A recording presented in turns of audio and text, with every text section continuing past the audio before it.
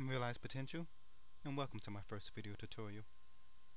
What I'm going to be showing you is how to use Blender Cycles and have it use both the CPU and GPU at the same time to get the best performance while rendering animations.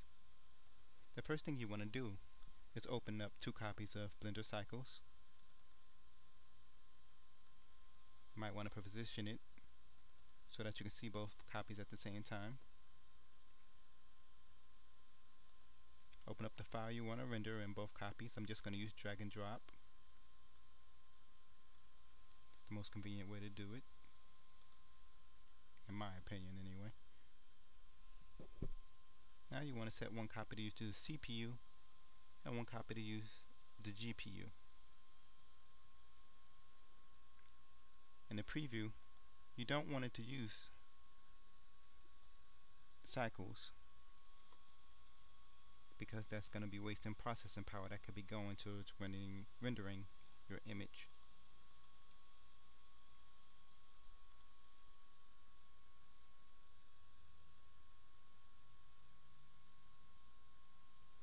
You want to select the image format of your choice. It's already selected as PNG. That's the format I prefer, but if you like, you can use any of the ones here, but it does have to be an image format, not a movie format. A movie format will not work with this.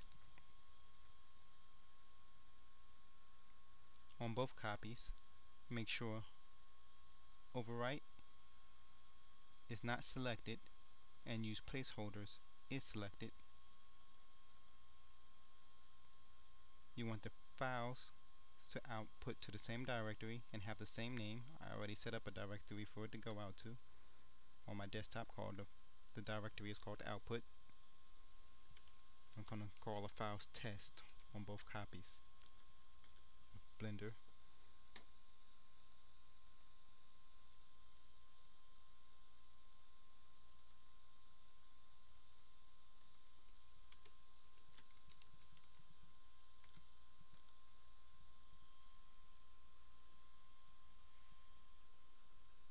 You want to make sure your passes and all your Blender Cycles settings are whatever you want them to be, and just press animation when you're ready.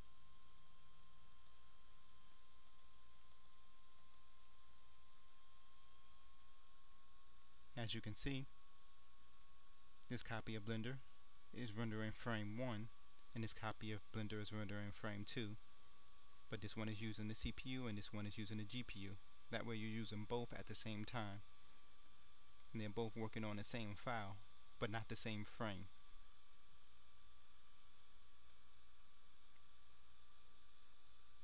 If you make any changes to the file that you're working on, you're going to have to reload it in the other copy of Blender.